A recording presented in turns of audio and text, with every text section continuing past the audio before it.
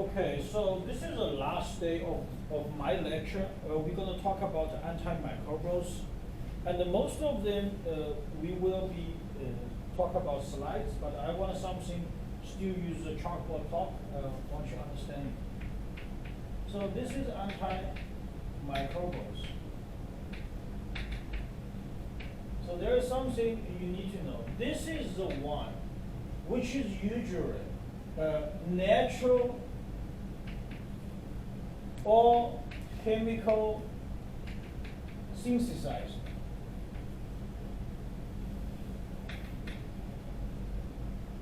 This is the one you added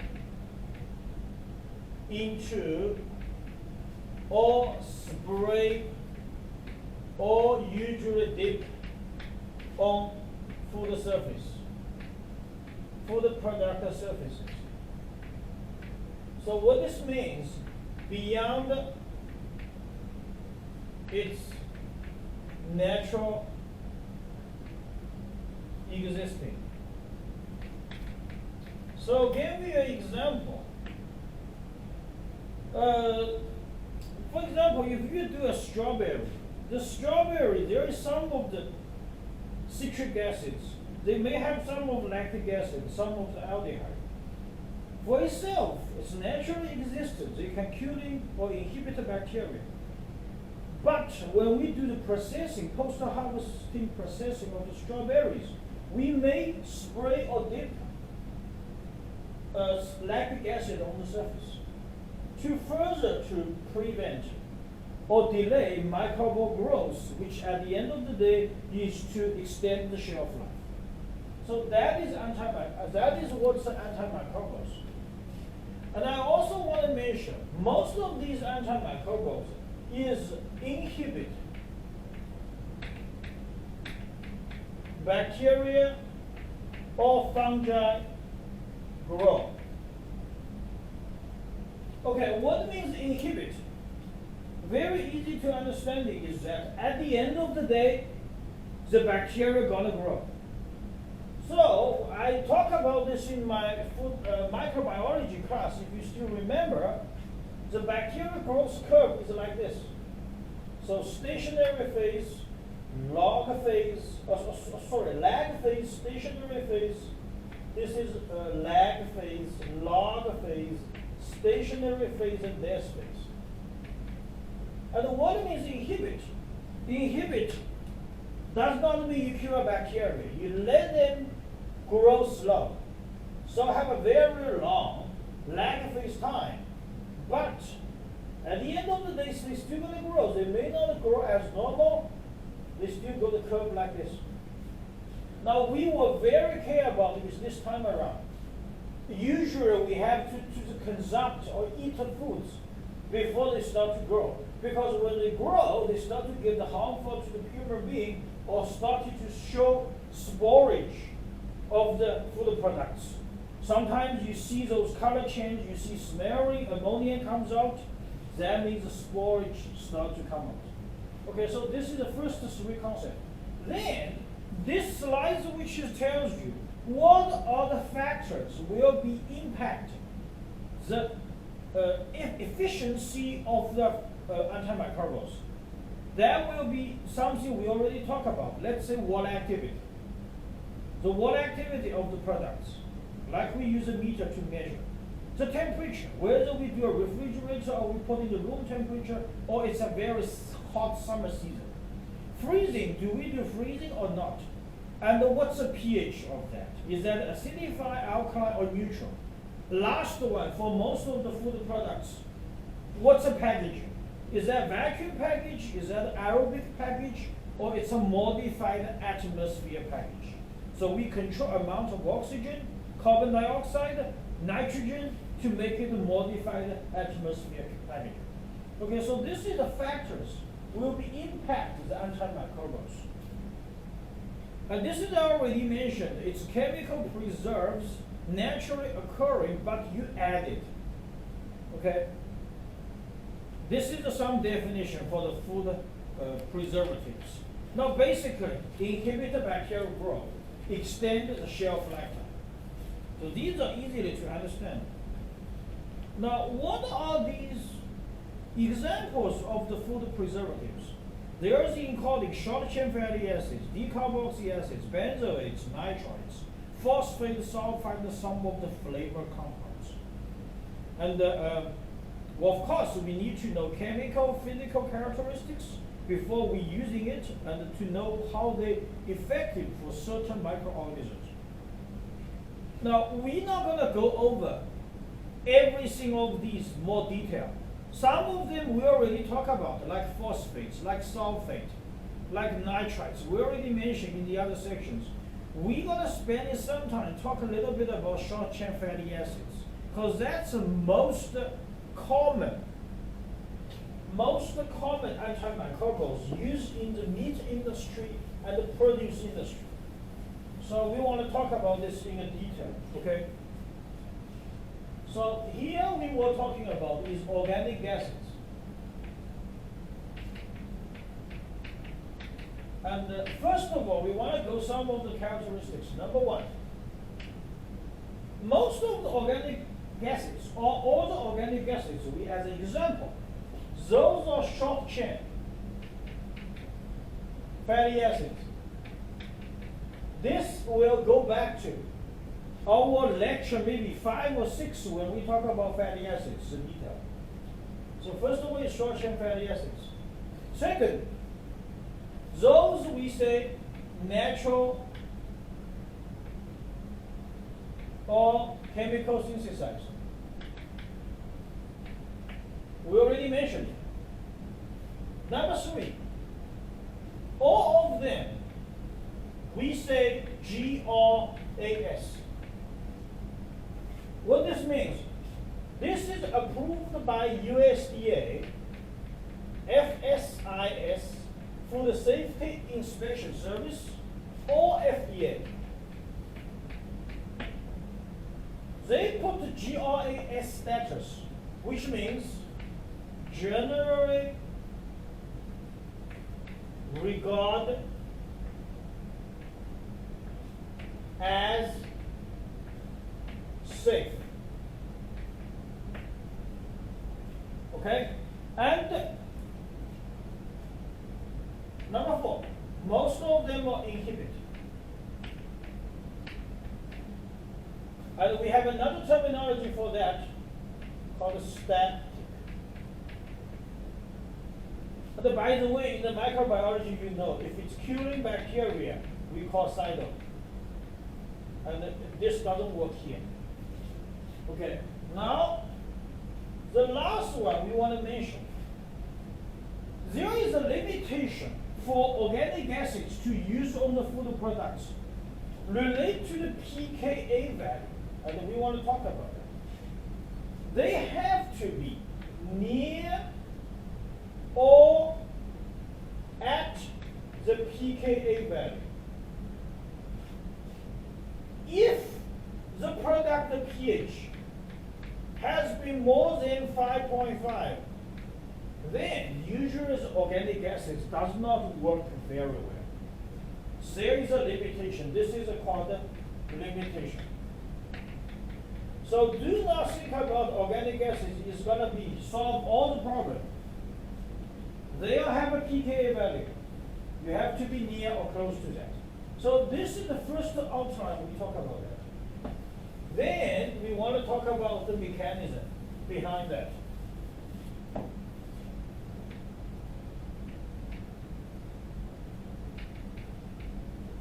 Mechanism of inhibit bacterial growth.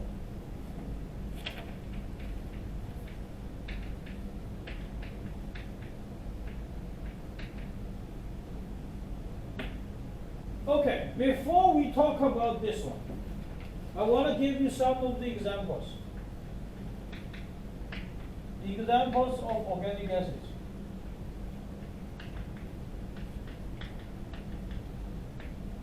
Some of them are there. Number 1, acetic acid. What it looks like? CH3, COOH. What's a pK value? About 4.8. Where it comes from? You know, fermentation and then possibly vinegar. Okay, acetic acids. Number 2, benzoic acids.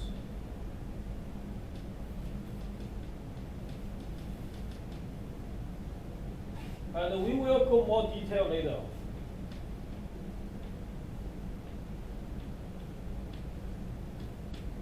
What's a pK value? I'll use red right now. 4.2. Where they come from, the food products? Grain, berries. Oh, I'm glad you're here. I was talking about you for the whole afternoon. James, thank you for coming. Yeah, no problem. Yeah. Benzoic acids. How about number 3? Lactic acid.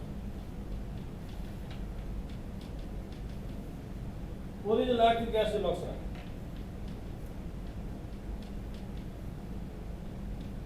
What's a pK? Maybe 4.9. Now where they come from?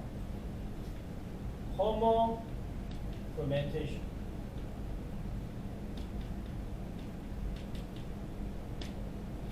Okay, what is number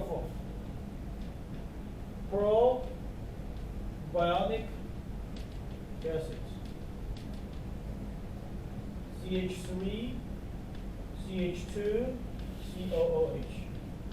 What's a pK value? Maybe 4.5. Where they come from? Swiss cheese. We do the fermentation. What's the last one? Sorbic acids. What does sorbic acid looks like? A little bit complicated. CH goes CH goes CH CH COOH. Where the sorbic acids comes from? All kinds of green berries, a little bit in blueberries. Okay, these are some of the examples. All these products, originally, we find they're very effective at fungi, which means yeast and molds. Then we did lots of validation study. We find some of them effective for bacteria. So we use it. So for example, lactic acid, we do a nozzle spray for the beef products to control passages. That is later on. Okay? Now, why at the beginning we are finding them can be very effective for fungi? Because their pK value is very low. So at the beginning we think, this is already maybe like 5.7, the sorbic acids. Very low. So we don't think it's going to be very effective for alkaline or even neutral products. So that's a little bit of history behind that. Okay, so here is some major example. Now, what is the mechanism of inhibitory bacterial growth? And we're going to talk about this.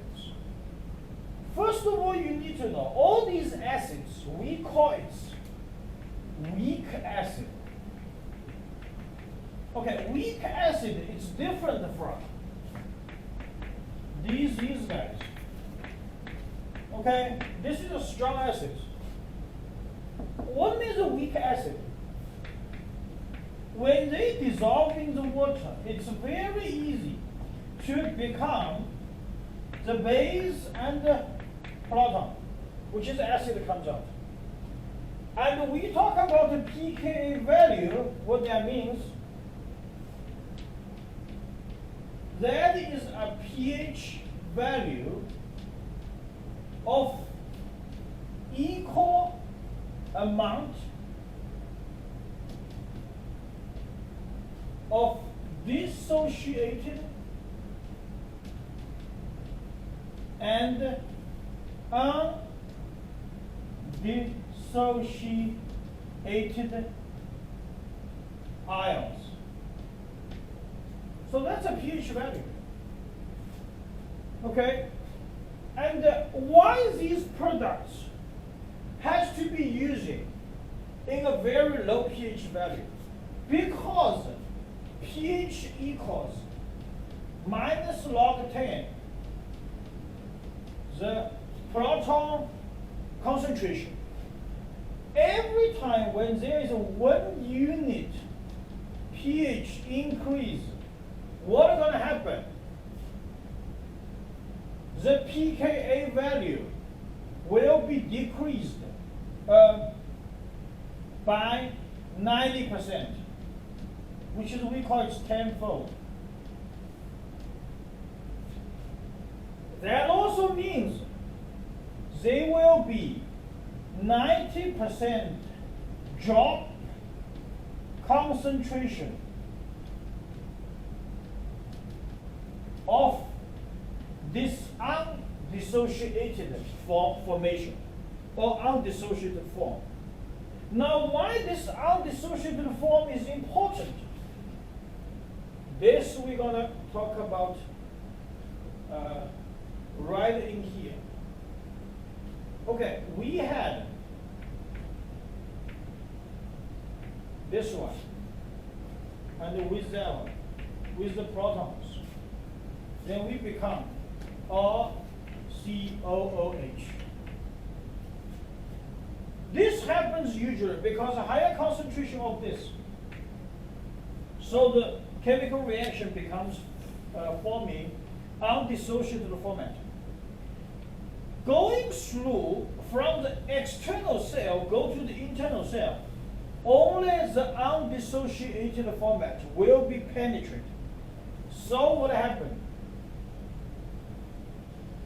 Let's say this is a bacterial cell.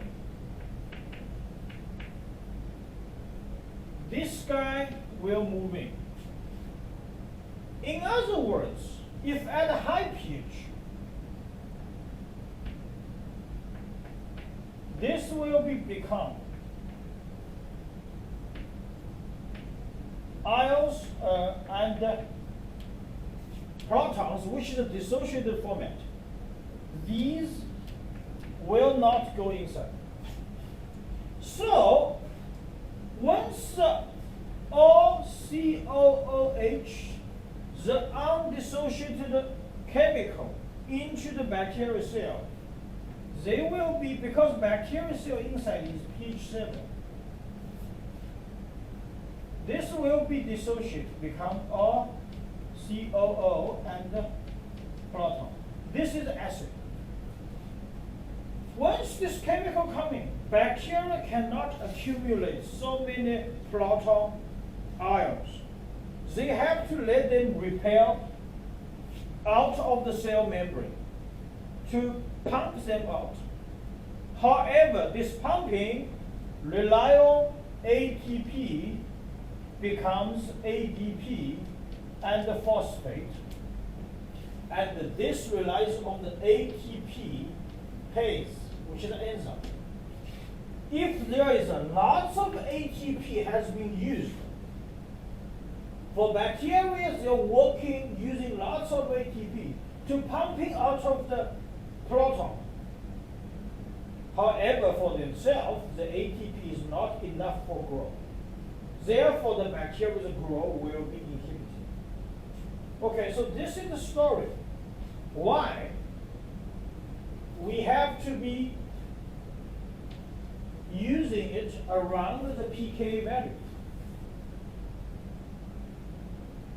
But there is a limitation. Okay, if we based on this pKa value, we don't worry about these, okay? Benzoic acid is only 4.2. That means you may not be good to using a food products, or let's say meat, because meat pH usually 5.5. Is that right? Acetic acid 4.8. You may not go to using a meat also. How to solve the problem? During the history, people thought about lots of methods to do. And I'm going to introduce you two methods to solve the problem. So let's again talk about the question.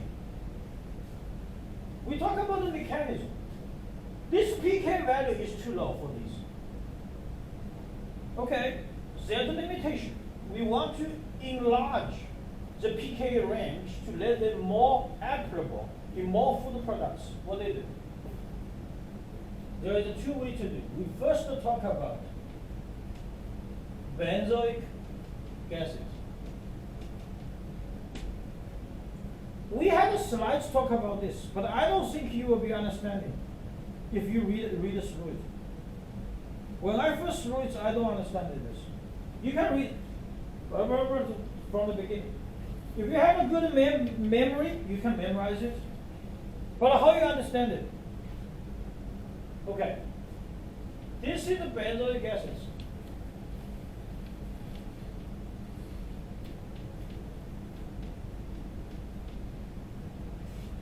This benzoic acid, the pK is very low, 4.2.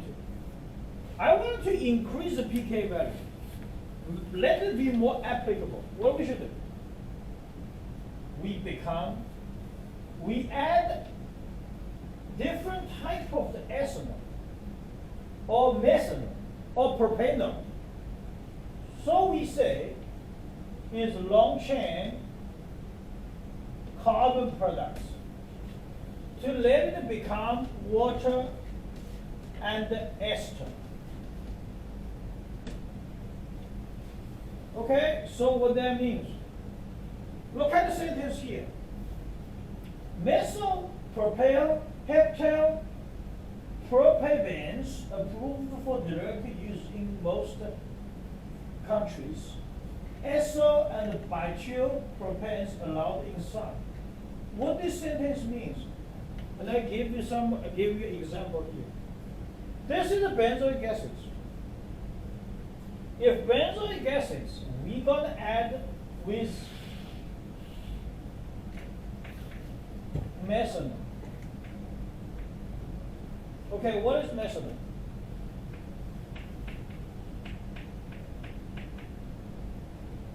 Very easy. What is going to happen? This guy and this guy will combine. Okay, they become what? Water and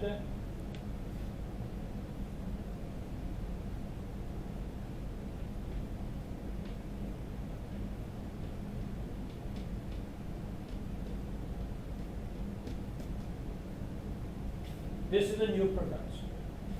What is called? This is a OATE. O8 means ester. This is the one is the benzene. So benzoyl. Because this is a methanol. So we're going to write again. Write methanol. Okay, so instead of we have a benzoic gases, if benzoic gases reacted with methanol, it will become a methyl benzoyl 8, which is a methyl ester, benzoyl ester.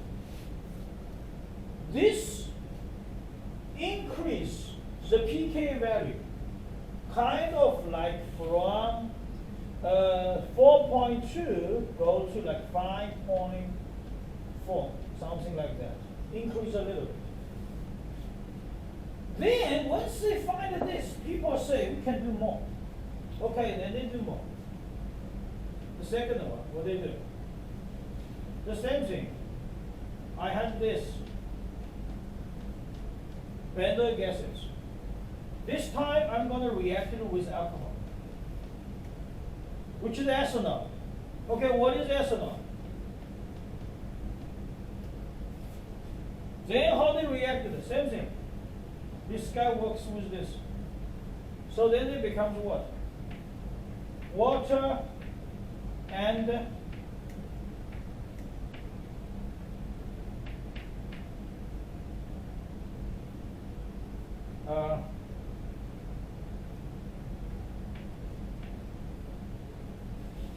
so this product compared to here is 1 carbon extra. This is called ethyl benzoyl 8.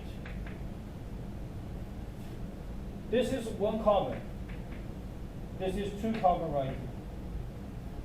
Okay, that's ethyl. Now people say, let's do more.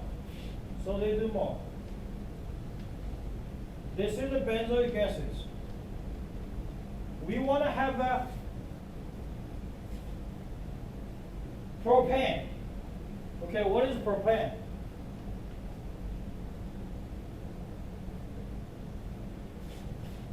Now they do the same thing. Lose water. So it becomes what? And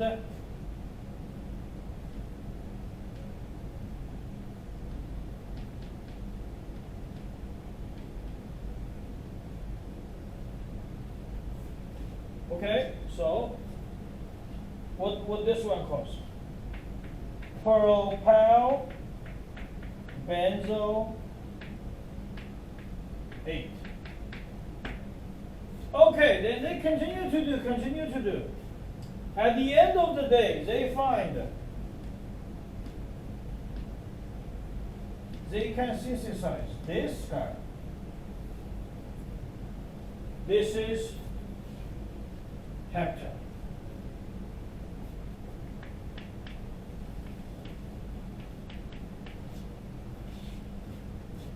Now, once you have so many products, all these products, they have an average pK value from 4.2 to increase to 3.0 to 8.5.